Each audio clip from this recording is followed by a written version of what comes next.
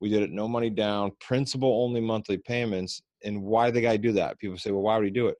5 kids out of state, wanted to be there for Thanksgiving 2 years ago, and we solved his issue for him. So he got his price, but he got it on terms. He got no money down, and he was able to leave and know that his property is in good hands. Hello and welcome to Pillars of Wealth Creation, where we talk about creating financial success with a special focus on business and real estate.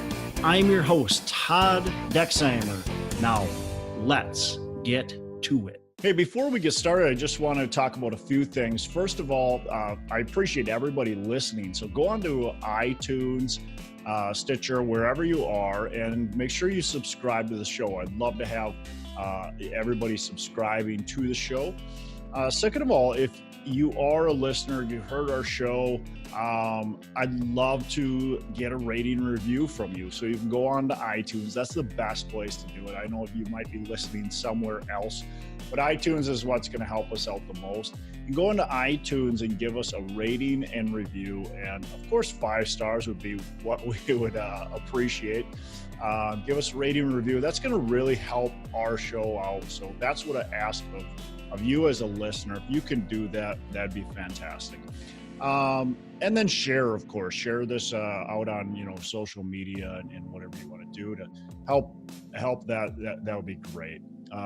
Now, what I want to be able to do for you is I want you to join our Facebook page, and I want to learn about who you are, what you've got going on in business, what's exciting right now, what you're working on and or maybe struggling with, and then what kind of advice, what kind of things should we be talking about on this show to help you accelerate your business, to help you make it to that next level.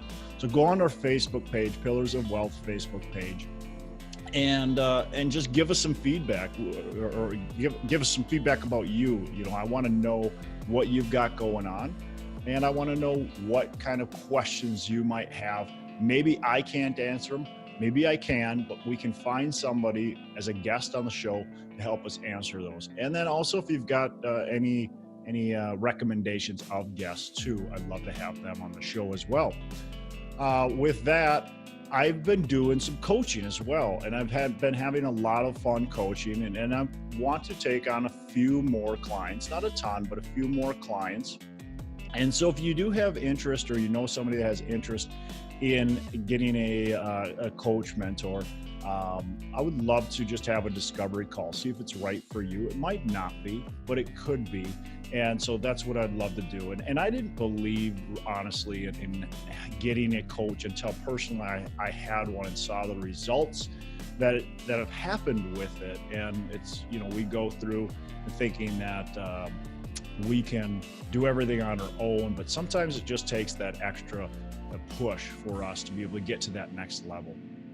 The last thing I want to mention is John Stiles. He's on our show every single week, and he is a licensed real estate agent. So if you are looking in the state of Minnesota, John can help you out. So, if that's the case, make sure you connect with John Stiles if you're looking for real estate, and he can really help you get to that next level as well. Get some investment properties or sell your investment property.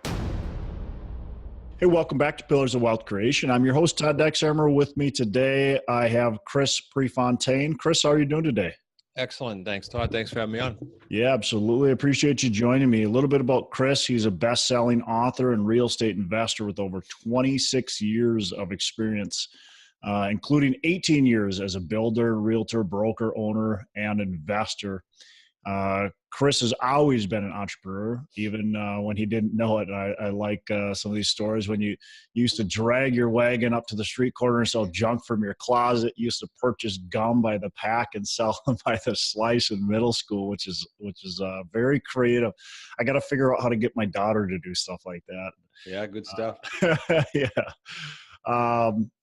So right now you're doing some coaching. You've got you founded the Smart Real Estate Coach in 2014, and you focus on coaching investors how to scale and automate their business which is exactly what this podcast is kind of all about, which is why I'm excited to have you on. So with that, Chris, can you give our listeners a little bit more about your background and then what you've got going on today in business? Sure. So I've been at real estate in some shape, form, or fashion, Todd, since 91. So I'm definitely dating myself. But we've touched a little bit of everything, as you had mentioned. But then after the 2008 debacle, we made that transition. And that transition was really just to re-engineer literally our entire business. And that for us meant not taking any bank loans, not signing personally, not jeopardizing any of that, and not using our own money, frankly, with very few exceptions. So we buy everything on terms. We've got a family company here. We buy and sell within the New England area. And then we help some of our students, we call them associates, all around the country. We've got about 50 plus people around the country that do the same thing we do. And we actually partner deals with them and get in the trenches with them. So it's a pretty cool environment. Interesting. What made you transition to different segments within the real estate business? Because it sounds like you've done a lot of different things. So what was transitioning and why? The main one was the 2008 change, and I call it the debacle in my book because for me it was, not for everyone, but a lot of people were affected by that. And so we had, 20 plus properties that we were on personally, signed with the bank personally. So that causes headaches when the market drops by a third or a half. And so that caused the major change. And it took me till about 2013 to dig out of that, literally workouts with the banks, short sales, all kinds of garbage. And then in 13, we launched just a terms business, buying on terms without ever using a bank. We control now, 50 or 60 properties at any one time. Our associates around the country control another, say 20 or 30 at any one time. That's a lot of property. None of that done with bank loans. So today's market, right, is it's 2018, almost 2019. It's hot. People know that they can get a lot of money for their properties. In today's market, are you still able to buy, and are you still able to buy on terms? Yeah, good question, because people say all the time, even sellers go, why would anyone do that? Sometimes they'll say that. Well, there's still about a third of the properties in the country that are debt-free, ballpark, and different states are different. So those are people that are in great shape. If they needed cash, they would have already pulled it out. So they'll typically do owner financing with you. And so we are still buying quite actively. Now, does it mean we have to call more people, Todd, to get a deal? Yeah. Whereas in the past, I might talk to 25 sellers to have check in hand, cashed out of a deal. It might be 45 now, whatever. Every market's different, but we'll still buy. You just got to talk to more people. So when you're talking about getting into these properties with little or no of your own money, how are you convincing these sellers to sell to you with no equity, or maybe that money's coming from somewhere else? Nope. Good question. So I never, and this is the good way you asked it, not even intentionally, because I tell my associates and my students, you don't try to convince anyone, because what we're trying to do here is just like, what's the best analogy? Like if you went to, auto body, pick accountant, attorney, they're trying to solve a problem, right? In some shape or fashion. Okay, so it's the same here. If someone needs to leave the state quickly, or they had a job change, it's positive. It's not always negative. We did a property, a 10-acre estate that was debt-free, beautiful property. We did it no money down, principal only monthly payments. And why did the guy do that? People say, well, why would he do it? 5 kids out of state, wanted to be there for Thanksgiving 2 years ago, to this season. And we solved his issue for him. So he got his price, but he got it on terms. He got no money down, and he was able to leave and know that his property was in good hands. So that was a good situation, turned better. Sometimes it's stressful. They got to get out of debt, 2 properties or something like that. So it's always, I go towards the motivation. How can I fix that or solve that for them? What's your feedback when you're going, hey, I want to buy this property? Obviously, you're maybe not saying it quite like this, but I want to buy this property. I'm not going to give you anything up front. What's your feedback that you get from most people on that? Do you get most people to say, no way, or are you able to present it in such a way where you're getting a decent amount of yeses? I'll give you the exact script. It's your script, but a little softer. So it's you know, he thought, like, you know, your house is on the market, right? I'm talking to expireds or FSBOs. Okay. So if I got you to your price, would you be open to doing that on a lease purchase or owner financing? Most knee jerk is no, to which we say, great. 99% of the people choose to, or would hope to sell their property conventional full price tomorrow, right? Everyone. Then we just plant the seed that the fact is most buyers can't qualify conventionally right now, and the banks are getting tougher. And that plants that seed of doubt, perhaps, so that if they don't sell conventionally, they're coming back to us. Because that is a high stat, and every market is different, but it's as much as 82% in some markets where the buyer pool can't walk into a bank and get a loan today until their credit improves or whatever. Right. And so when you're presenting that and they say, no, not right now, what do you do to follow up with them to try to continue the conversation? Yeah, good progression. So we dig into the motivation. So I'll give you two extremes. If you said to me as a seller, my reason is just I'm downsizing or upsizing, I got no hurry, I could care less, and I need all my money up, I'm not a buyer. But if you say to me, well, it's got to sell by, 3 months from now or 5 months from now, or else I can't get my job, or else I can't see my daughter, I can't see my mom. Okay, I'll follow up with them then in the 3 or 4 or 5 months, and we'll have that agreement. Okay, look, we're a great plan B if you don't sell. And they usually agree to that, and we'll just send them off some general information. But the amount of people that come back, you have seasons like we do with the weather, the amount of people that come back to us right now, and they're going, oh man, it's a dead of winter, or it's about to be, and we can't sell. We get flooded, and we'll get it again after the happiness of the spring comes and goes, and they go, oh, I still didn't sell. And then so in the summer, we get another influx. Interesting. And then so you're just keeping contact with them. You said you send them some stuff. Are you sending them just information on your company? Are you sending them information on the program? What are you sending them? Yeah, both. We send them kind of a why should I sell on terms document. Yeah, and we share that with our students too, because it's a no-brainer. They get that. They know the stats. They now have a planted seed or fear in their mind that says, if I don't sell, what the heck am I going to do? Okay, here's my solution. So give me an example then of terms, of a common, terms that you like to give. Yeah. So we do lease purchase and owner financing, but because I alluded to that big deal, let me talk about that one. So that was, let's use round numbers. It's about a $400,000 purchase. We paid the guy, when I say owner financing, by the way, let me back up. Owner financing to us means it's debt free, because there's all kinds of owner financing you can do. It means to us it's free and clear, and we're able to structure principal-only payments by the seller becoming the bank. We pay them on the first mortgage. So we pay this guy $1,500 a month, principal only. And so every single month we're mitigating our risk against market dropping, we're hammering principal. And then at the end, we have a balloon due, whatever that is, however many months we structure. We'd love to go out 4 years or longer. Sometimes it's as little as 2 or 3. Just depends on the deal. So we'll turn around and then fill that with a tenant buyer. That particular one we sold for $499, and they'll be cashing out a year from now at $499, and we'll owe, some subset of that, probably low 3s. And what happens? So you guys have this, 3, 4, maybe even 5-year term. Your tenant buyer has a shorter term. What happens when they can't buy? Okay, so there's a couple things that go on here. So if you're a buyer, I was calling you the seller before. Let's put you in the buyer's shoes now. And you will be pre-vetted before we accept you for the home. And I say this very important because you probably interviewed people, and they're all over the internet publicly saying, I don't care if my buyers get financing, I'll just put another buyer in there, collect another deposit. Great, they can do that legally, but morally and ethically it stinks. So we put them through a bit of a process, so we make sure that we set them up to win, unless they have a life event and mess it up, right? So we're going to put you through normal criminal credit and all that, but we're going to actually see the front end and back end housing ratios. Like if we were writing a mortgage today, how long is it going to take, Todd, to get ready to be mortgage ready?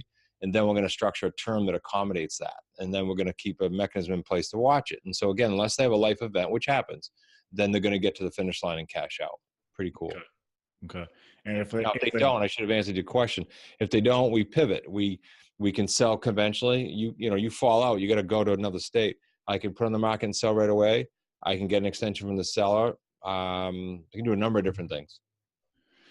And honestly, the only thing that you're risking is your down payment, which if you've got your first tenant buyer in there, they've covered that, and you should have at least broke even, if not actually likely made a decent amount of money already. Correct. And I'll give you an extreme example. It just happened one of our students. It's a different one, but it's a life event that happens. So he put someone in the home, and I'll give you round numbers. He collected like a $35,000 down payment. The couple was in their 30s. They were doing the marijuana sales that he thought they had a permit for. They didn't. End up being that they had to get out of there. They defaulted. Then the wife passed away. All kinds of life events happened. This is within 4 months. So obviously they had to leave. Now he's meanwhile get this term left of like 3.5 years. So he put another tenant buyer in there, was able to collect a nice deposit, put a nice buyer in there, and he's all set. But none of that stuff came up on criminal or anything. So sometimes it happens, So I always tell the good, the bad, and the medium, Yeah. Yeah. But he made out great, But he did fine. Yeah, sure. So is this something, I mean, I'm assuming a new investor could come in and do this as well. Probably a pretty decent strategy for a new investor to come in. I like it for new, Todd. I really do, because I've looked at everything over the years, but if a new investor was to try to go out, unless they're super talented with speaking and whatnot, and has to go raise money or has to go apply for bank loans, they don't have perfect credit or a strong balance sheet, that can be tough and it can be frustrating. But this, they don't have to worry about as long as they're teachable and coachable. What are some pitfalls that a new investor has to look out for? Obviously, with any strategy, there's kind of the pitfalls or the tricks. So what should they look out for with this type of Sure. Buying right, as in any strategy, right? Mm-hmm. You can easily overpay because you can get the deal, and then you can overpay, and at the end you're going, why did I do this? I just created a headache for myself or a job. So overpaying, structuring the right terms. The other pitfall would be trying to go at it alone, I guess, would be my advice to anyone in any niche, in any business. Success leaves clues. People have done it. So just a major pitfall is trying to do this on your own. There's a lot of free information online now to get some help. The other thing would be on the buyer side, not collecting enough down payment. If you don't do that, all you have is a renter. So sometimes the seller will say to me, I tried that rental and it didn't work. I say, okay, explain to me what you did. Well, I rented and I gave them an option. They didn't buy it. Well, no kidding, because you just had a renter. But if you have a buyer in there and they have a mortgage plan, they have a big down payment, they're buying it. It's a big difference. So those are just some things. I wrote about 30 of them in my book, and I wrote what can go wrong. And some mentors said to me, why'd you do that? You're going to scare people away. No, I want to tell them what can go wrong so they know what they're getting into. Yeah. So I'm kind of an open book. I want them to know that. It's a good question. Yeah, absolutely. I mean, it's important to know the challenges, because you have to be prepared for those challenges. Yeah, it's not the seminar where it's all fluffy and you go out and go, what the heck? What's all this stuff going on here? I don't know about it. So you're into making sure that your clients are actually building a business versus, just buying a piece of real estate. What are some strategies that you find as successful business owners actually, implement? Yeah, a big one now, especially because it's so easy, is simply outsourcing. I mean, if you're doing tasks that are technically $10, $15, $20 tasks per hour, you're killing yourself. You're a glorified assistant. There are, I picked this up on a podcast, and I've been using it for 2 years. There's a company called the Get Leverage. And I've since met the owner and brought him into my office for a consult. I was so impressed, but I simply got it on a podcast. He does, as he says, anything legal within the United States. People in the United States, he can do it anywhere. But he takes on any task, Todd. I'm talking about assistance to calling, to building websites, to doing our YouTube channel. Anything you want, you can outsource. So why wouldn't you outsource? So that's one thing. And the second thing is to get help. I know I keep saying this, but someone's done what you want to do. So, if someone says, hey, Todd, once you get to this point, you're going to need this. Once you get to this point, you're going to need an assistant. Just follow their path. I mean, don't try to recreate the wheel here. Yeah, good advice.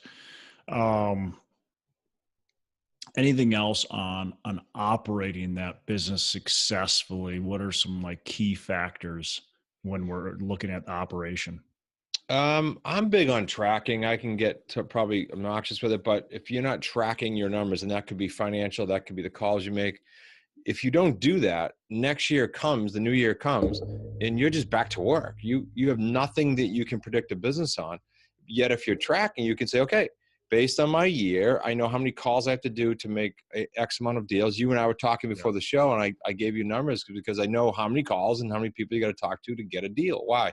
Because we track. So just get the important metrics in your business, whatever niche it is, get good at 3 or 4 of those and just track them obnoxiously, and you'll have a predictable business next year and forever that you can actually scale. Yeah, definitely. What's a big mistake you've made? We already talked about the 2008 debacle, so maybe something other than that. What's a big mistake you've made, and how did you learn from it? Well, in this current one, the biggest one I would say, and we've made a big change because of it. It was a lead job that we got stuck with, believe it or not, on a property we took over, and it was a cascading of events, but it was basically a disclosure that was not properly done by a seller, and we took his word for it, took over the property, and then morally and ethically decided to do the right thing for our buyer, and cost us $30,000. Now that was just plain stupid on our part. After 26 years, you think I figured it out, right? But stuff like that happened. So we tweaked our agreements to make in our checklist internally to make sure it never happens again. So that one just comes to mind. But look, there's many. I wish I could tell you I don't make them. Yeah, no good. But we get better because of it. And the next time you get that deal, you nail it. Just life. Yeah. For that person that's trying to get to that next level, get to building a truly successful business. What is it? What's one thing that takes to get there? I don't want to sound like a broken record, but almost every answer this comes into play, and that is the right path. And the right path usually means a mentor or a coach who's done it. And people say, well, maybe I can't afford it. To that I say, okay, for many years before I could afford it, and after the 2008 debacle, I couldn't afford a phone. It is seeking out an author that you just read about, or seeking out someone on YouTube. I will tell you, if you call someone, or you called me as an author, or Todd, or whoever, and you said, look, I truly loved your stuff. Can I just buy you lunch or buy you breakfast? Or can I get 5 minutes of your time? They'll give it to you. People want to help others when they've gone through some success. So that would be a cool thing for anyone to do in any business. I'm not talking just real estate. Yep, absolutely. You mentioned, hiring people, outsourcing. Do you have any tips on how do you do that? How do you find the right people, and how do you make sure you're giving them the right tasks? Okay, so 2-tier kind of on the right people thing. I never knew this, so it's like every year we as a company say, what area do each of us need to work on? And a couple of years ago for me, it was okay, kind of values and culture. Like, how do we want to build this thing? So we just developed 5 or 6 values that we want to live by, that we won't deviate from, whether we're doing a deal or hiring someone. So likewise, now when we hire someone, what do we look at? Those values. For us, it's operating on integrity, operating as a team, not as an individual. Things like that. So we put that in place and say, does this person fit that? Doesn't mean they're good or bad. It just means, do they fit our values and our model and where we're going? And then, I'm sorry, the second part of that was, just tips and strategies on how do you give them the right tasks. Got it. And really know that you're giving them enough. Cause I think that's a problem with a lot of people, especially when they're new, is they go, well, yeah, I could hire somebody and they can do this and this, but that's not really enough work to hire somebody. So how do you know what to do? I agree. Cause I remember, like it was yesterday, every time I took that next move, it was like, I don't think I can keep them busy. Here's what you got to do. In the next 3 days, make a crap list. What do I mean? Make a list of the things that you're doing every day that if Todd or I were looking over your shoulder, we would call that like a $10 or $15 item per hour. Make that list and you'll be shocked how much goes on that list. And then the next step would be what? Next step would be hiring that personal assistant, even if it's 4 hours a week. And I know this is going to sound crazy, but you'll fill that so easily that you'll start to think of other things, and that'll let you scale that individual up and up and up. And that's what we do almost every time. 1 day a week, 2, 3, 4, and we grow into that position. Does that make sense? Yeah, absolutely. I mean, I think that's a great idea. I tell people all the time, write that list down of what you're doing every day. And that way you can actually make a list of what you can give away. Because otherwise you're just going to get lost in the busyness of the day. super easy to do that. Yeah. Yeah. Yeah. I'll give you a quick example on that. So we, as part of our associate program at some of the levels, we actually fly to the market. And so I went to our Washington, DC partner, and this is the second time I went, but I went to his office, and, within 15 minutes, you just go, what are you doing that for? What are you doing that? It's so easy for a third party to come in and look at that. And so it's a neat way of doing that. Have someone look over your shoulder and watch what you're doing for a couple hours. So as you're coaching these clients, it sounds like you're actually being a part of their business more than anything. Many of them. Yeah. So is that part of the program? You're flying into these areas, you're helping them. Why is that important? We have them come here and we go there at some of the levels. Yeah. So they get to see, like, in reality, what's the family doing? They talk about this and they train this, but what are they doing? They get to see it in action. It's nothing glamorous, just what we do every day. Yeah. And then we go to them at some of the levels too. And then we have a yearly event they can come to. And it's a great community to just be part of that glue, Yep. And then you're actually doing, you're actually investing still. You're actually out there still buying. Is that right? Oh yeah. Yeah. We do. If you count all of ours and then all the people around the country, it's 5 to 10 a month. Okay. Wow. Yeah, it's super important, don't you think? Because if not, you got the real estate market changes too quickly, and you're off the pulse. Yeah. Right. Yeah. You wouldn't really understand that you can still implement this system in today's market. Right. Because markets change all the time. I mean, the change that has happened from 2012 to today is it's just crazy. Night and day. Yeah, night and day. What are your goals, your company goals moving forward? What do you want to achieve? We want to do. We're on a 5-year mission. We're 1 year in to do 1,500 transactions around the country with our associates. So that entails a lot of the groundwork that you're an advocate of, the scaling, the systemization. I mean, it's perfectly in line with what you and I talked about before the show. So that's our biggest goal there, and to have all the states will have someone prominent in subgroups prominent in our program doing deals. It's a fun journey. Cool. Awesome. What's a favorite book? That I keep bringing this one up because so far it's still top of my list. Ray Dalio's Principles. I like that book a lot. Yeah, definitely. It's just, it's so much in there. You could go through that thing 10 times. I've done it twice still, and there's a lot that you miss every time. So you're ahead of me. That's a big book to go through a second time. Well, I cheated though. I did it through Audible. I do that a lot. I love it. Yeah. Because sometimes, you're sitting in your car, you got extra time. I was actually, the first time I did it, I was sitting in a deer hunting stand and listened to Ray Dalio's book. Yeah, it's a good way to double or triple what you're doing though. Yeah, exactly. So last question before we kind of wrap up. What are your 3 pillars of wealth creation? You told me that right before the show, and I think it's a really cool question. So here are some thoughts. And that kind of goes in order of what I already said, right? One is the mindset, because I don't care if you're selling popcorn or whatever business you're doing. If this space between here is not in line, then you're going to have trouble. I don't care what you're doing. Second is, so now you get this straight. You get that work done with its books, tapes, mentors. And then second is getting a mentor or a coach that's in your niche, that's that you can relate to. You don't have to love the personality, but can you relate to it? Are they still doing deals? So there's your coach makeup.